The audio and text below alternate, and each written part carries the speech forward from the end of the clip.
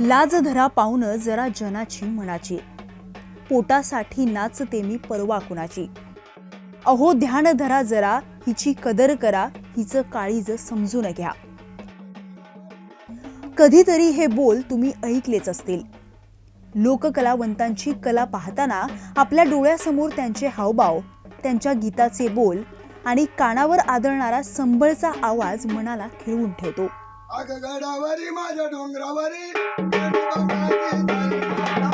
पण त्यांच्या व्यथा आणि त्यांच्या आयुष्याची दुसरी बाजू काय असते हे सांगायचं झालं तर ही दृश्य पहा.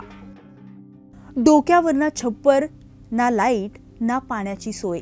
हे दाम्पत्य पोटाची खळगी भरण्यासाठी सोलापूर जिल्ह्यातील बार्शी तालुक्यातील उक्कडगाव या ठिकाणी गेल्या दशकभरापासून वास्तव्य करतंय. सोमनाथ माळी आणि शीतल माळी असं या दाम्पत्याचं नाव आहे. इथे स्थायिक झाल्यानंतर त्यांना 3 लेकरं झाली. जन्मताच गरिबी, त्यात अनेक वर्ष स्थलांतर करून उक्कडगावमध्ये विसावा घेतल्यानंतर हे गोंधळी कलाकार दाम्पत्य लोककलेची पालखी समर्थपणे खांद्यावर पेलतंय.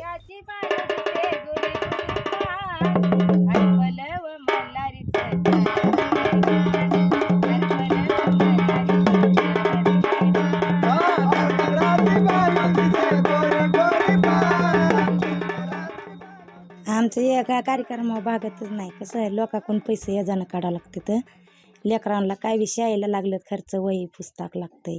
मग लोकांकडून याजाकडून काढून मी तेवढं काम करते, शाळेचं भरते. शासनाकडून काय भेटलं का नाही? नाही आणि सध्या तर काय नाही. कुठं राहताय तुम्ही? हा, कुठं राहताय? राहायला येतच आहे की उकडगावातच आहे. हे घर हे घरशी आहे, आपल्या याच्या फॉरेस्ट खात्यातली जागा आहे. शासनाकडनं काय अपेक्षा तुम्हाला? अपेक्षाची काय, मला घरकुल भेटावं, लेकरांची आपली सुविधा म्हणजे जरा यातली ही करावी. कुठे जावं तिथं जरा शाळेचं ही फी जी मागते ती कमी करावी. सोमनाथ माळी हे मूळचे नाशिकच्या पंचवटीचे. त्यांचे पूर्वज गोंधळी कलाकार होते. गोंधळी कलेचा वारसा घेऊन सोमनाथ जेजुरीत आले. त्यावेळी एक लहानगी अनाथ मुलगी त्यांना भेटली. जेजुरीच्या देवाला सोडलेली ही मुलगी म्हणजेच त्यांची आत्ताची पत्नी शीतल माळी. लहानग्या मुलीचा सांभाळ करून पुढे त्याच मुलीशी लग्न करून सोमनाथ माळींनी संसार थाटलाय. पण जागरण गोंधळाच्या सुपाऱ्या कमी येतात काही टायमाला साहेब. कोणी 10,000 देतं, कोणी 15 देतं. 2-2 बाया त्यांना 4-4 हजार रुपये त्यांना द्यावं लागतं रात्रीची नाईट.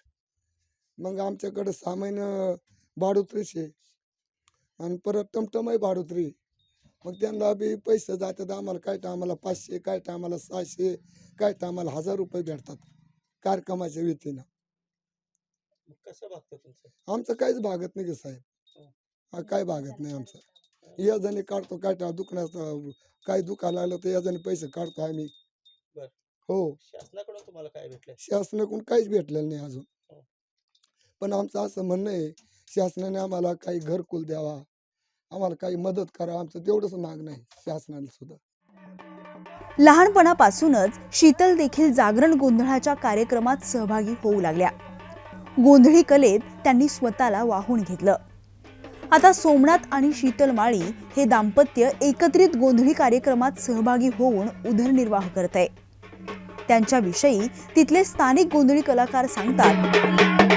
ह्यांना पगार मानधन काही मिळावा वर्षाकाठी, काही म्हणजे ह्यांच्या लेकरा बाळाच्या सोयीसाठी ह्यांनी घर बीर काही मिळावा जरा शासनाकडून, ही माझी अपेक्षा आहे. की ह्यांचं बी जरा राहण्याची, बसण्याची, उठण्याची, ह्यांच्या लेकरा बाळाची सोय एक चांगल्यापैकी सरकारनं करावी, ही माझी इच्छा आहे.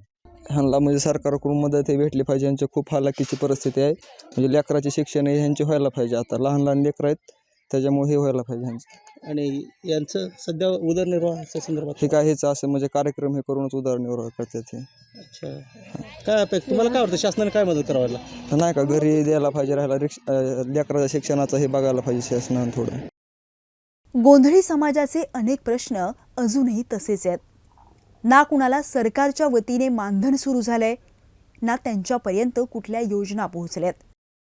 स्वातंत्र्याच्या 75 नंतर देखील विकासाच्या बाबतीत हलगीवाले, संबळवाले असे अनेक लोककलावंत उपेक्षित असल्याचंच त्यातलंच हे एक उदाहरण आहे. संस्कृती टिकावी म्हणून तुटपुंजा मानधनावर तर कधी भाकरी, मीठ, पिठावर आयुष्य काढावं लागतंय. म्हणतात ना, कला ही झोपडीतच जन्माला येते, पण ही कला झोपडीतच मरू नये. आता तरी ग्रामपंचायतीने त्यांच्याकडे लक्ष द्यावं आणि सरकारकडून त्यांना घर तरी मिळावं हीच माफक अपेक्षा.